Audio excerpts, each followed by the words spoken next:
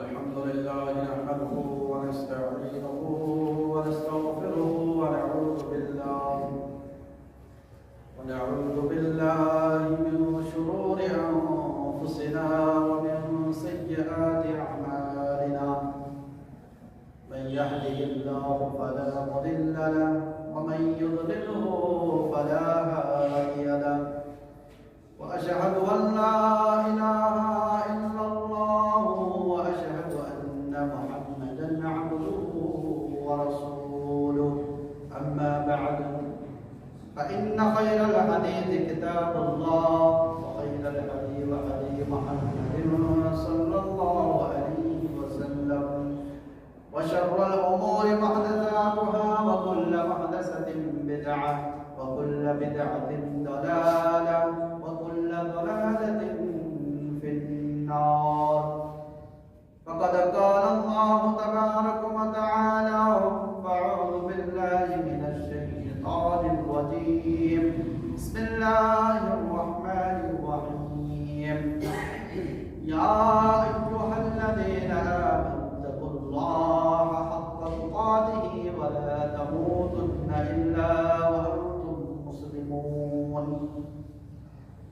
يا أيها الناس اتقوا ربكم الذي خلقكم من نفس واحدة وخلق منها زوجها وبث منهما رجالا كثيرا ونساء. واتقوا الله الذي تساءلون به والأرحام إن الله كان عليكم رقيبا. يا أيها الذين آمنوا اتقوا الله وقولوا قولا سديدا يصلح لكم أعمالكم ويغفر لكم ذنوبكم ومن يطع الله ورسوله فقد فاز فوزا عظيما. بارك الله لنا ولكم في القرآن العظيم ونفعنا وإياكم بالآيات والذكر الحكيم. إنه تعالى جواد كريم ملك رؤوف رحيم.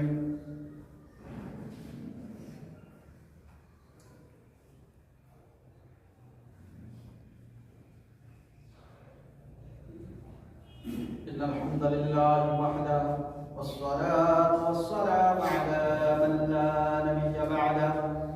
فقد قال الله تبارك وتعالى: فأعوذ بالله من الشيطان الرجيم. بسم الله الرحمن الرحيم. يا أيها الذين آمنوا كتب عليكم الصيام كما كتب على الذين من قبلكم.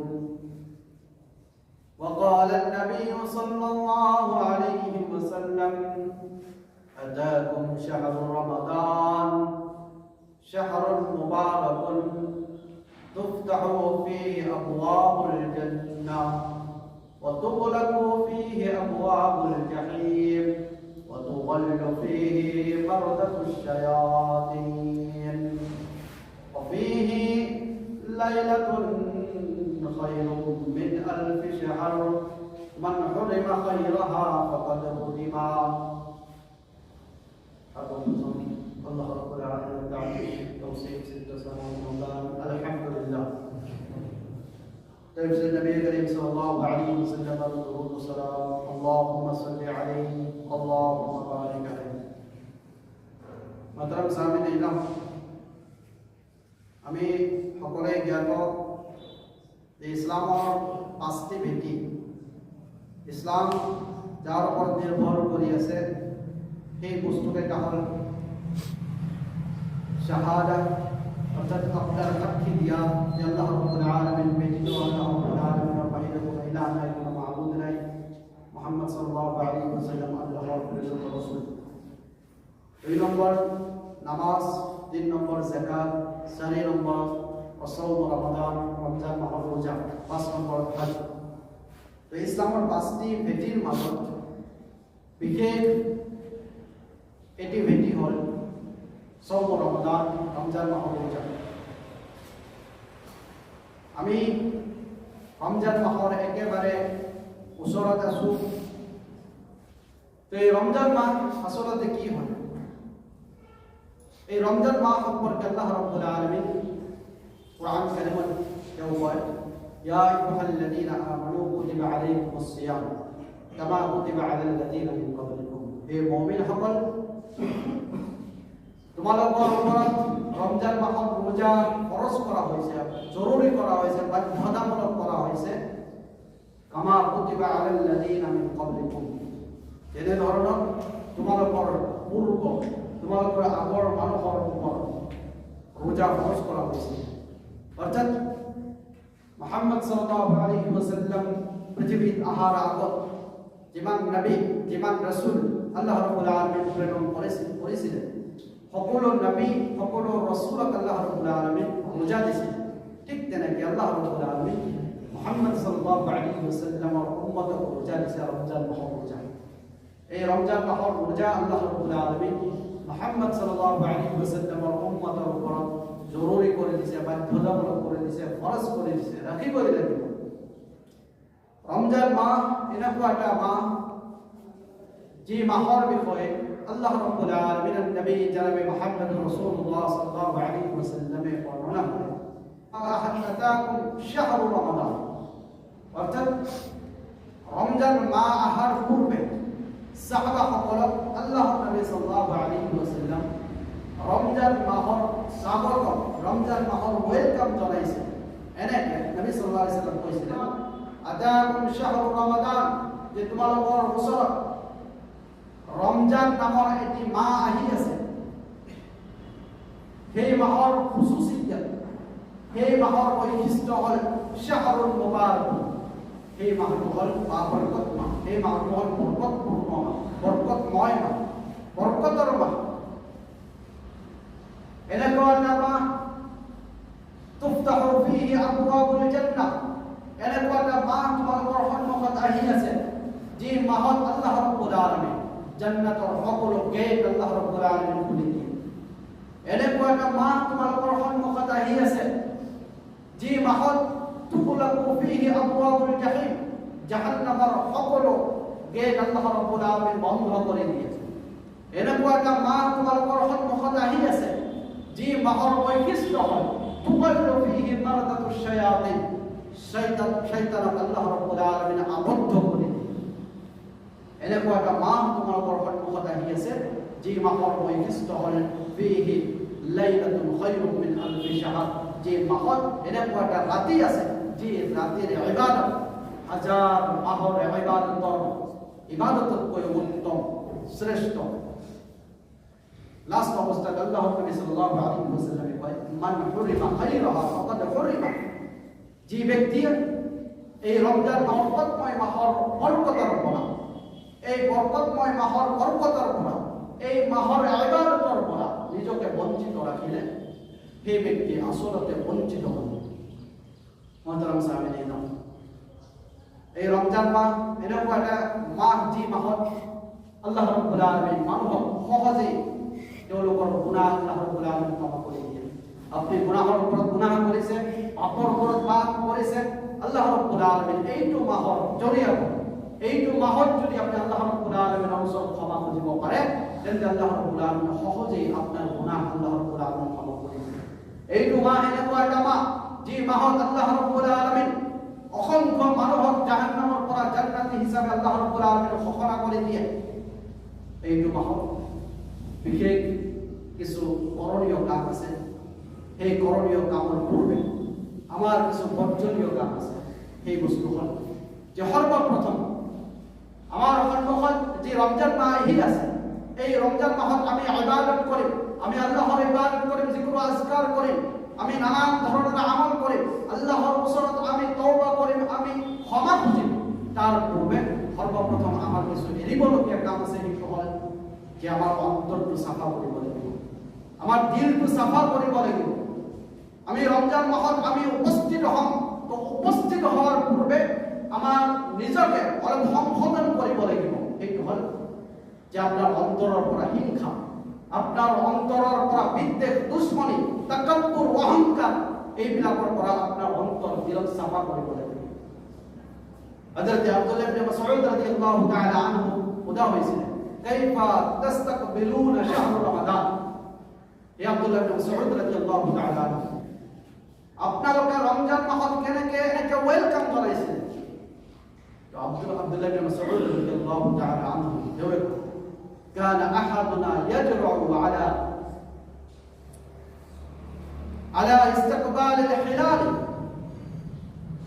আব্দুল্লাহ ইবনে মাসউদ রাদিয়াল্লাহু তাআলা আনহু দেওর ভাই যে আমার মাঝৰ পৰা কোনো মানুহে ৰমজান মাহক স্বাগতম জনাবলৈ সাহস কৰা নাছিলে তেতিয়ালৈকে মা কানা ফি কলবিহি যাৰৰাতু হাদদিন আলা আখিহি, যেতিয়ালৈকে তাৰ দিলত কিঞ্চিত পৰিমাণ ন্যূনতম পৰিমাণ বিদ্বেষ, ন্যূনতম পৰিমাণ হিংসা অৱস্থিত আছে। তো আমার সন্মুখত রমজান মাহ আহি আছে, তো আমার করণীয় কাম হল যে আমি আমার রমজানের পূর্বে আমার দিলক সাফা কৰিব লাগিব। হাসান এনেকুৱা এটা বস্তু যাৰ বিষয়ে ইমাম আবু হাতিম রাহিমাহুল্লাহ কয়, আল ওয়াজিবু লিল আকিল মুজানাবাতুল হাসাদ ফি কুল্লি আহওয়াল। ইমাম আবু হাতিম রাহিমাহুল্লাহ কয় যে এজন আকলমান, এজন জ্ঞানী মানুহৰ কাৰণে জৰুৰী বিষয় হয় যে সদায় এজন জ্ঞানী মানুহ হাসাদৰ পৰা, হিংসাৰ পৰা, বিদ্বেষৰ পৰা নিজকে বচাই ল'ব, নিজৰ অন্তৰক বচাব। নবী সাল্লাল্লাহু আলাইহি ওয়াসাল্লামে কয়, লা তাহাসাদু ওয়ালা তাবাগু ওয়াকুনু ইবাদাল্লাহি ইখওয়ান। লা তাহাসাদু, তোমালোকে একে আনজনৰ লগত তোমালোকে হিংসা নকৰিবা, হাসাদ নকৰিবা। ওয়ালা তাবাগু, একে আনজনৰ লগত তোমালোকে দুশ্মনী নকৰিবা, বুগজ নাৰাখিবা, বিদ্বেষ নাৰাখিবা। ওয়াকুনু ইবাদাল্লাহি ইখওয়ান, তোমালোকে বসবাস কৰিবা ভাই ভাই হিচাপে, তোমালোকে বসবাস কৰিবা ভাই ভাই হিচাপে। তোমালোকে একে আনজনৰ লগত হিংসা নাৰাখিবা, তোমালোকে একে আনজনৰ লগত দুশ্মনী নাৰাখিবা, তোমালোকে ভাই ভাই হিচাপে তোমালোকে বসবাস কৰিবা। আল্লাহৰ নবী সাল্লাল্লাহু আলাইহি ওয়াসাল্লামে কয় যে আত্তাকওয়া হাউনা, আত্তাকওয়া হাউনা, আত্তাকওয়া হাউনা। নবী সাল্লাল্লাহু আলাইহি ওয়াসাল্লাম নিজৰ সিনাৰ ফালে ইশাৰা কৰি নবী সাল্লাল্লাহু আলাইহি ওয়াসাল্লামে কয় যে তাকওয়া ইয়াদ থাকে, তিনবার কয় তাকওয়া ইয়াদ থাকে, তাকওয়া ইয়াদ থাকে। তার পিছত আল্লাহর নবী সাল্লাল্লাহু আলাইহি ওয়াসাল্লাম বিহাসবি ইমরিইন মিনাশ শাররি আই ইয়াহদিরা আখাহুল মুসলিম। এজন মানুহৰ বেয়া চৰিত্ৰ হোৱাৰ কাৰণে, এজন মানুহৰ বেয়া হোৱাৰ কাৰণে এইখিনি বস্তু যথেষ্ট যে তাৰ সন্মুখত তাৰ নিজৰ ভাই, এজন মুছলিম ভাইক তেওঁ তুচ্ছ তাচ্ছিল্য কৰিব, তাক অপমানিত কৰিব, অপবস্ত্ৰ কৰিব, তাৰ লগত হিংসা কৰিব, তাৰ লগত দুশ্মনী কৰিব। এইখিনি বস্তু যদি কোনো মুছলিমৰ মাজত থাকে, তেওঁৰ বেয়া হোৱাৰ কাৰণে, তেওঁৰ চৰিত্ৰ বেয়া হোৱাৰ কাৰণে এইখিনি বস্তুই যথেষ্ট। নবী সাল্লাল্লাহু আলাইহি ওয়াসাল্লাম কুল্লুল মুসলিমি আলাল মুসলিম হারাম, প্রত্যেক মুসলমান আন মুসলমানের উপর তিনটা বস্তু হারাম। এক, দামুহু, কোন মুসলমানে আন মুসলমানের তেজ প্রবাহিত করিবার করে হারাম। ওয়া ইরদুহু, কোন মুসলমানে আন মুসলমানের অপমান অপদস্থ করিবার করে হারাম। ওয়া মালুহু, কোন মুসলমানে আন মুসলমানের ধন সম্পত্তি টাকা পয়সা মারি খাব ওয়ারে হারাম। তো আপনি নিজকে সংশোধন কৰিব লাগিব। বেলেগক তুচ্ছ তাচ্ছিল্য ভাবা, বেলেগক অপমান কৰা, বেলেগৰ লগত হিংসা কৰা, বেলেগৰ লগত দুশ্মনী ৰাখা, বিদ্বেষ ৰাখা, এইবিলাকৰ পৰা আমাৰ নিজৰ অন্তৰ, নিজৰ দিলক চাফা কৰিব লাগিব। মহতৰম সামিন, অৰ্থাৎ মোৰ কোৱাৰ উদ্দেশ্য আছিলে যে ৰমজানৰ পূৰ্বে, ৰমজান মাহ আহিছে, এই ৰমজানৰ পূৰ্বে আমি ৰমজান মাহত উপস্থিত হোৱাৰ আগত আমি আমাৰ দিলক আমি সাফা কৰে লওঁ, আমাৰ অন্তৰ সাফা কৰে লওঁ। আমাৰ অন্তৰত যি হাসাদ হিংসা বসবাস কৰি আছে, আমাৰ অন্তৰত যি বিদ্বেষ দুশ্মনী বসবাস কৰি আছে, যি তাকাব্বুৰ অহংকাৰ বসবাস কৰি আছে, মানুহৰ তুচ্ছ তাচ্ছিল্য ভাবা, এইবিলাক বেয়া গুণ, বেয়া সিফাত যিবিলাক বসবাস কৰি আছে, এইবিলাকৰ পৰা আমাৰ দিলক সাফা কৰিব লাগিব। এতিয়া ৰমজান মাহ আহিছে, ৰমজান মাহত আমাৰ কৰিবলগীয়া কাম। তো সৰ্বপ্ৰথম ৰমজান মাহ এটি ইবাদতেৰ মাহ, ইবাদত আপনি কৰিব, নানান ধৰণৰ আমল কৰিব, নানান ধৰণৰ যিকোন আজকাৰ সাদকা যাকাত আপনি দিব। তো ইয়াৰ পূৰ্বে আমি যোৱা সপ্তাহত কৈছিলোঁ যে যিকোনো ধৰণৰ ইবাদত কবুল হ'বৰ কাৰণে আল্লাহ ৰাব্বুল আলামিন কবুল মঞ্জুৰ কৰাৰ কাৰণে তিনটা বস্তু আপনার আমলত থাকিব লাগিব, আপনার ইবাদত থাকিব লাগিব। আপনি রোজা রাখিছে, রোজা রাখার পূর্বে আপনার মাজত তিনটা বস্তু থাকিলেহে আপনার রোজা কবুল হব, নহলে সেইটো রোজার কোনো দাম নাই, কোনো মূল্য নাই। এক নম্বৰত কৈছিল তাওহীদ, যে আপনাৰ মাজত তাওহীদ থাকিব লাগিব। দুই নম্বৰত ইখলাস, তিন নম্বৰত আছিল ৰাসূল সাল্লাল্লাহু আলাইহি ওয়াসাল্লামৰ পদ্ধতি। তো যোৱা সপ্তাহত তাওহীদ সম্পৰ্কে কিছু বৰ্ণনা কৰিছিলোঁ। তো দুই নম্বৰত আছিল ইখলাস। তো ইখলাস কি?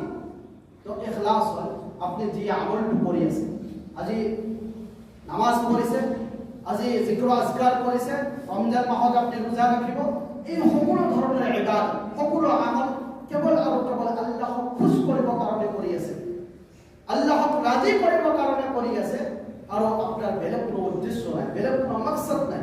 এটাই মাকসাদ, কেবল আল্লাহক খুশ করা, আল্লাহক রাজি করা। এইটোর নামে হইছে ইখলাস।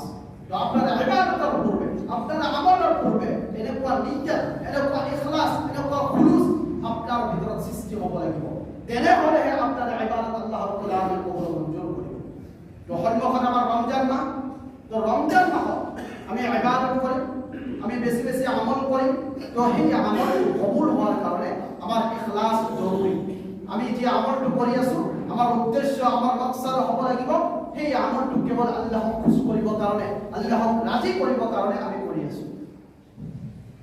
এতিয়া হওক যে আমলটো আপনি কৰিব, সেই আমলৰ কাৰণে তৃতীয় অপশন আছিল ৰাসূল সাল্লাল্লাহু আলাইহি ওয়াসাল্লামৰ পদ্ধতি।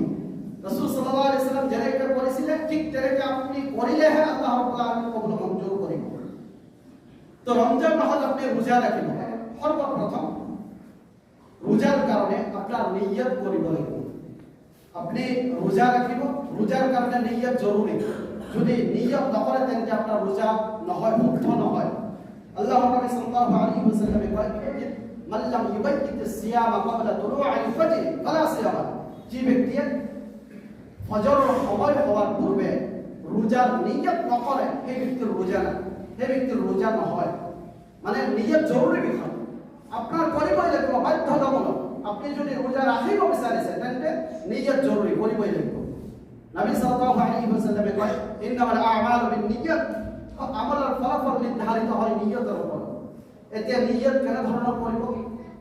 আমাৰ মাজত আমি সৰুৰে পৰা শিকি আহিছো, আমাক শিকোৱা হৈছে যে ৰোজা ৰাখিবলৈ আমাৰ নিয়ত মুখেৰে পঢ়িব লাগিব। আৰবী সেইটো হ'ল নাবাইতু আন আসুমা গাদা মিন শাহৰি ৰমজান, এনেকে নিয়ত আমাক শিকোৱা হৈছে।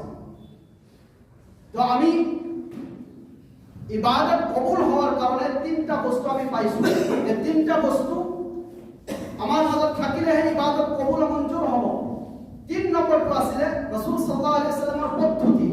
ৰাসূল সাল্লাল্লাহু আলাইহি ওয়াসাল্লাম যেনেকে কৰিছে ঠিক তেনেকে যদি আপনি কৰিব পাৰে তেন্তেহে কবুল হ'ব, নহলে কবুল নহয়, নহলে শুদ্ধ নহয়। তো এতিয়া নিয়তৰ ফালে যদি চাই যে ৰাসূল সাল্লাল্লাহু আলাইহি ওয়াসাল্লাম কেনেকে নিয়ত কৰিছিল, ৰাসূল সাল্লাল্লাহু আলাইহি ওয়াসাল্লামৰ নিয়ত কি ধৰণৰ আছিল ৰমজানৰ কাৰণে, তো আপনি কোৰআন আৰু হাদিসত যদি আপনি বিচাৰে তেন্তে এই নাওয়াইতু আন আসুমা গাদা মিন শাহৰি ৰমজান এই ধৰণৰ নিয়ত আপনি কোনো হাদিসত বিচাৰি নাপায়, কোনো কোৰআনৰ আয়াত, কোনো তাফসীৰত আপনি বিচাৰি নাপায়। এটি মানুহে বলাই দিছে আপনাৰ, যেটো শুদ্ধ নহয়, যেটো ৰাসূল সাল্লাল্লাহু আলাইহি ওয়াসাল্লামৰ পদ্ধতি নহয়। তো ৰাসূল সাল্লাল্লাহু আলাইহি ওয়াসাল্লামৰ পদ্ধতি হয় যে আপনাৰ ৰোজা যদি কবুল মঞ্জুৰ কৰিব ইচ্ছা আছে তেন্তে ৰাসূল সাল্লাল্লাহু আলাইহি ওয়াসাল্লামৰ পদ্ধতি অনুযায়ী আপনাৰ নিয়ত কৰিব লাগিব। সেইটো হয় যে আপনাৰ দিলেৰে নিয়ত কৰিব লাগিব, আপনাৰ অন্তৰেৰে নিয়ত কৰিব লাগিব যে মই কালিৰ ৰোজা ৰাখিম, মই কালিৰ ৰোজা ৰাখিম। এইটো আপনাৰ দিলেৰে অন্তৰেৰে ৰোজা নিয়ত কৰিব লাগিব।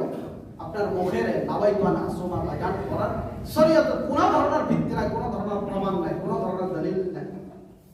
এতিয়া হোক রোজা রাখিব কারণে ২ নম্বৰ কাম হল যে আপনাৰ মিছা কথা এৰিব লাগিব। মিছাটো এনেও এৰিব লাগে, সাধাৰণ দিনত আপনাৰ এৰিব লাগিব, কিন্তু ৰমজান মাহত, খাস কৰে ৰমজান মাহত আপনাৰ মিছা একেবাৰে আপনাৰ মুখৰ পৰা পেলাই দিব লাগিব। নবী সাল্লাল্লাহু আলাইহি ওয়াসাল্লাম মান লাম ইয়াদা কাওলা যুর ফালাইসা লিল্লাহি হাজাতুন আন ইয়াদা তাআমাহু ওয়া শারাবাহু।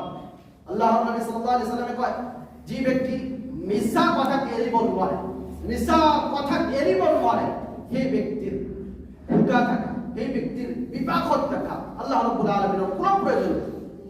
আল্লাহ রাব্বুল আলামিনের কোনো প্রয়োজন নাই যে আপনি ভোগা আছে, আপনি বিপাকত আছে। আল্লাহ রাব্বুল আলামিন কোনো প্রয়োজন বলে না হবে। অর্থাৎ আপনার রোজা আল্লাহ রাব্বুল আলামিনের উপর গ্রহণযোগ্যতা পায়। আল্লাহর নবী সাল্লাল্লাহু আলাইহি ওয়াসাল্লাম কয় আসসিয়ামু জুন্নাহ, রোজা হইছে একটা ঢাল, এটা ঢাল। ফালা ইয়ারফুস ওয়ালা ইয়াজহাল, তোমাকে এই রোজার অশ্লীলতা নকরিবা। ওয়ালা ইয়াজহাল, তোমাকে এই রোজার মূর্খামি নকরিবা। অশ্লীলতা মানে নানান ধরনের মিছা কথা, নানান ধরনের গীবত, নানান ধরনের হিংসা হাসাদর কথা আপনার এই মুখে যদি ওলায়, নানান ধরনের গালিগালাজ বেয়া কথা যদি মুখে ওলায়, বেয়া কাম যদি আপনি শরীরের দ্বারাই করেন, তেমনি আপনার রোজার গ্রহণযোগ্যতা না পায়, শুদ্ধ নহয়। সেই কারণে আল্লাহ রাব্বুল আলামিন নবী সাল্লাল্লাহু আলাইহি ওয়াসাল্লামে কয় যে ফালা ইয়ারফুস, এই রমজান এই রোজা রাখি তোমাকে অশ্লীলতা নকরিবা, এই রোজা তোমাকে মূর্খামি নকরিবা। ওয়া ইলমুন কাতালাহু আও শাতামাহু, যদি কোনো মানুহে তোমাৰ লগত কাজিয়া কৰিব বিচাৰে, যদি কোনো মানুহে তোমাৰ লগত ঝগড়া কৰিব বিচাৰে, যদি কোনো মানুহে তোমাক গালি দিয়ে, তেতিয়া তোমাৰ দায়িত্ব কি? ফালিয়াকুল ইন্নী সাইম, তুমি তোমাৰ সন্মুখৰ মানুহজনক কৈ দিয়া যে ইন্নী সাইম, মই ৰোজাদাৰ মানুহ। অৰ্থাৎ মই তোমাৰ লগত কাজিয়া কৰিব নিবিচাৰো, মই তোমাক গালি দিব নোৱাৰিম, মই ৰোজা ৰাখিছো। অৰ্থাৎ আপনি ৰোজা ৰাখিছে, আপনাৰ কোনোবাই গালি দিছে, তো গালিৰ উত্তৰ গালি নহয়, আপনি গালি দিব নোৱাৰে, তো আপনি ৰোজা আপনাৰ লগত কাজিয়া কৰিব বিচাৰিছে, তেন্তে আপনি সন্মুখৰ মানুহজনক কৈ দিয়ক মই ৰোজা ৰাখিছো, মই কাজিয়া কৰিব নোৱাৰিম। তো ৰোজা অৱস্থাত সৰ্বপ্ৰথম আপনাৰ মিছা কথা আপনাৰ মুখৰ পৰা এৰিব লাগিব, নানান ধৰণৰ অশ্লীলতা আপনাৰ এৰিব লাগিব, তেন্তেহে আপনাৰ ৰোজা আল্লাহ ৰাব্বুল আলামিনৰ ওচৰত গ্ৰহণযোগ্যতা পাব। ঠিক তেনেকে আমাৰ মাজত আম সাধাৰণ অভ্যাস হৈ গৈছে, যেতিয়াই আমি দুজন মানুহ একত্ৰিত হৈ যাওঁ, একলগ হৈ যাওঁ, তেতিয়া আমি বেলেগ মানুহৰ কথা আমি পাতি থাকোঁ। বেলেগ মানুহে কি কৰিলে, ক'ত গ'লে, কেনেকে খোজ কাঢ়িলে, কেনেকে ভাত খালে, এইবিলাক আমি পাতি থাকোঁ। আমি আমাৰ নিজৰ ফালে নাচাওঁ যে মই কি ধৰণৰ মানুহ, মোৰ আখলাক, মোৰ চৰিত্ৰ কি ধৰণৰ, এইটো মই নাচাওঁ। যেতিয়াই দুজন মানুহ একত্ৰিত হৈ যায়, বেলেগ মানুহৰ কথা আমি পাতি থাকোঁ, এইটো গীবত বুলি কয়। এই গীবত এৰিব লাগিব। আল্লাহৰ নবী সাল্লাল্লাহু আলাইহি ওয়াসাল্লামে কয় সাহাবাসকলক আতাদৰুনা মাল গীবা, তোমালোকে কি জানা গীবত কি বস্তু? সাহাবাসকলে ক'লে আল্লাহু ওয়া রাসূলুহু আলাম, আল্লাহ আৰু আল্লাহৰ ৰাসূল সাল্লাল্লাহু আলাইহি ওয়াসাল্লাম ইয়াৰ বিষয়ে বেছি জানে।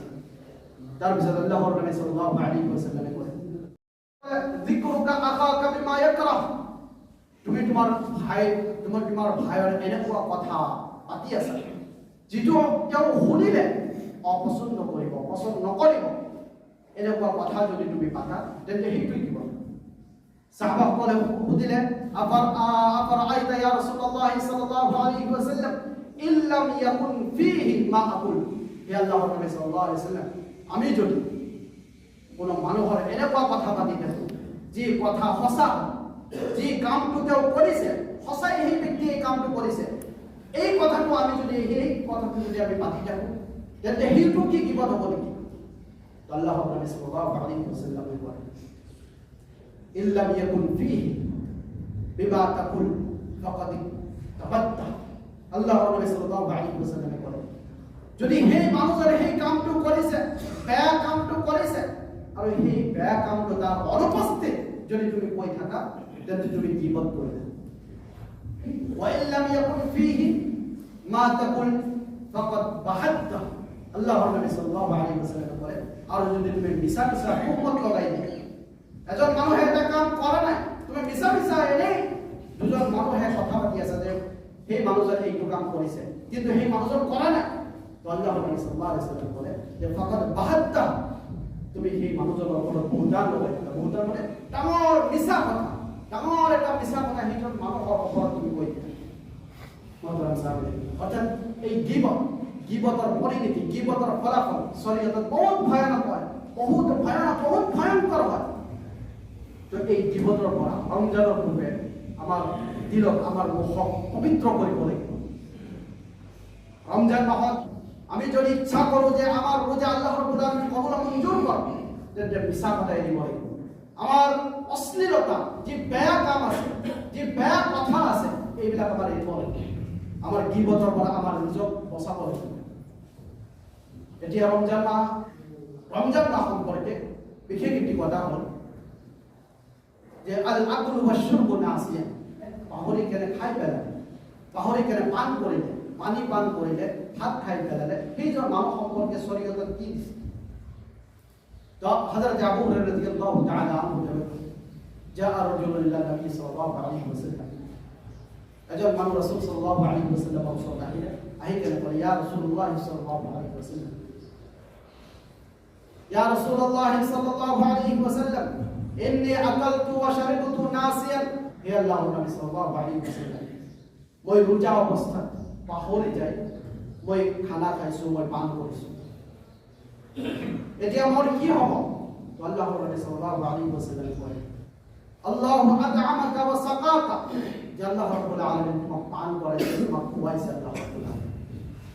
लेकिन ये रिवायत नबी सल्लल्लाहु अलैहि वसल्लम का हदीस है, नबी सल्लल्लाहु अलैहि वसल्लम का मन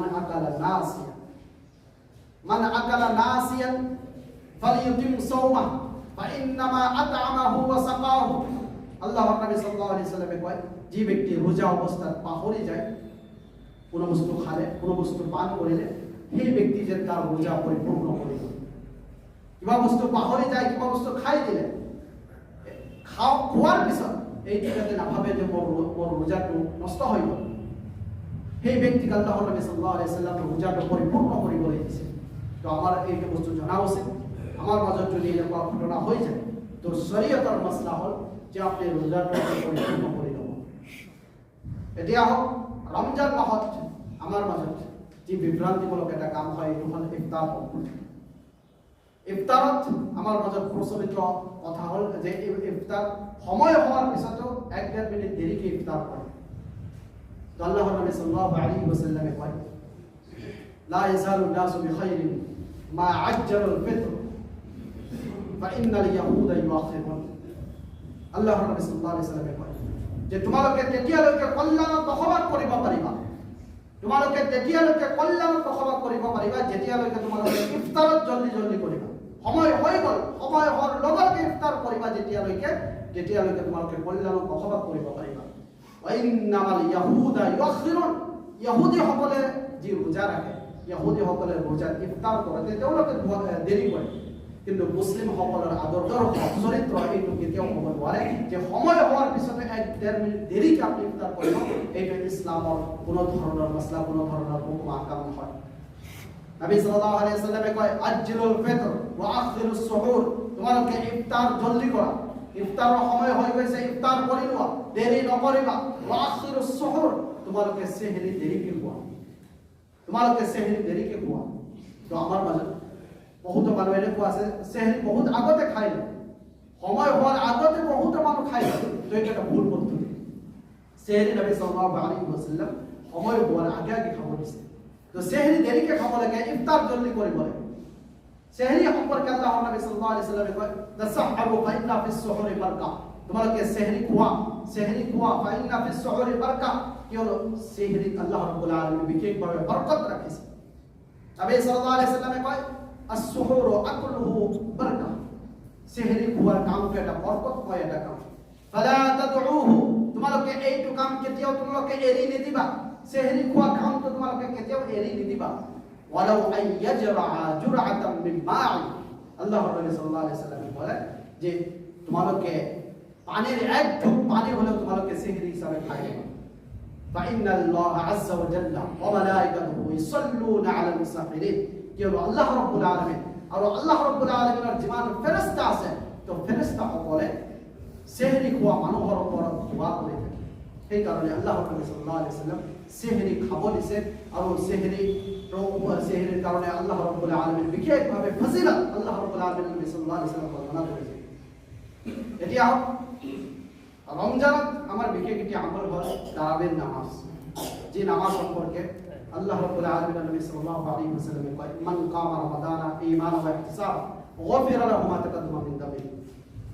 মান কামা রমাদানা যে ব্যক্তি রমজান মাহত কিয়াম করিলে, কিয়াম মানে তাহাজ্জুদ, বেলেগ মাহত তাহাজ্জুদ আর এই রমজান মাহত তারাবির নামাজ, যাকে আমি তারাবি বলি গো। তো তারাবি আর তাহাজ্জুদ এই দুটা নামাজের মাঝে কোনো ধরনের পার্থক্য নাই। বেলেগ মাহত আমি তাহাজ্জুদ বলি গো, এইটো নামাজ রমজান মাহত আহিলে এইটো তারাবি বলি গো। তো এইটো নামাজ সম্পর্কে আল্লাহ নবী সাল্লাল্লাহু আলাইহি ওয়াসাল্লাম কয়, মান কামা রমাদানা ঈমানান ওয়া ইহতিসাবান গফিরা লাহু মা তাকাদ্দামা। যে ব্যক্তি রমজান মাহত কিয়াম করিলে ঈমানের সৈতে, ঈমান মানে আল্লাহ রাব্বুল আলামিন যে রমজান মাহত রোজা ফরজ করে দিয়েছে, বাধ্যতামূলক করে দিয়েছে, এইটা আপনি বিশ্বাস করিলে এইটো ঈমান। ওয়া ইহতিসাবা, ইহতিসাব মানে হল যে আপনি এই নামাজ যে পড়িব, আপনি তারাবির নামাজ যে আপনি পড়িব, এই নামাজ পড়লে আল্লাহ রাব্বুল আলামিন আপনাকে সওয়াব দিব। আল্লাহ রাব্বুল আলামিনের ওসিলার করা সওয়াবের আশাত আপনি নামাজ পড়িয়েছে, ইয়াক ইহতিসাব বলি কোন। দুটা বস্তু, ঈমান আর ইহতিসাবের হইতে যদি আপনি তারাবির নামাজ যদি আপনি পড়িব পারে, আল্লাহর নবী সাল্লাল্লাহু আলাইহি ওয়াসাল্লাম কয় গফিরা লাহু মা তাকাদ্দামা মিন যামবি। আল্লাহ রাব্বুল আলামিন এই ব্যক্তির পূর্বর সকল সরু গুনাহ আল্লাহ রাব্বুল আলামিন ক্ষমা করে দিব। আল্লাহ রাব্বুল আলামিন এই রমজানের পূর্বে, রমজান বেশি দূর নাই, রমজানের পূর্বে আমার সকলের দিল তুমি সাফা করে দিও। আমার দিলের পর হিংসা, বিদ্বেষ, দুশ্মনী, বুকস, তাকাব্বুর, অহংকার সকল তুমি নিঃশেষ করে দিও। আল্লাহ রাব্বুল আলামিন তুমি আমার সকলকে পাঁচ ওয়াক্ত নামাজ পড়িবলৈ তুমি আমার তৌফিক দান করো। আল্লাহ রাব্বুল আলামিন তুমি আমার মুখ পবিত্র করে দিয়া, আমার মুখের পরা মিছা কথা, অশ্লীলতা, গালিগালাজের পরা তুমি আমার মুখ পবিত্র করে দিও। اللهم صل على محمد وعلى ال محمد كما صليت على ابراهيم وعلى ال ابراهيم انك حميد مجيد. اللهم بارك على محمد وعلى ال محمد كما باركت على ابراهيم وعلى ال ابراهيم انك حميد مجيد. عباد الله رحمكم الله، ان الله يامركم بالعدل والاحسان وايتاء ذي القربى وينهى عن الفحشاء والمنكر والبغي يعظكم لعلكم تذكرون. والله يعلم ما تصنعون.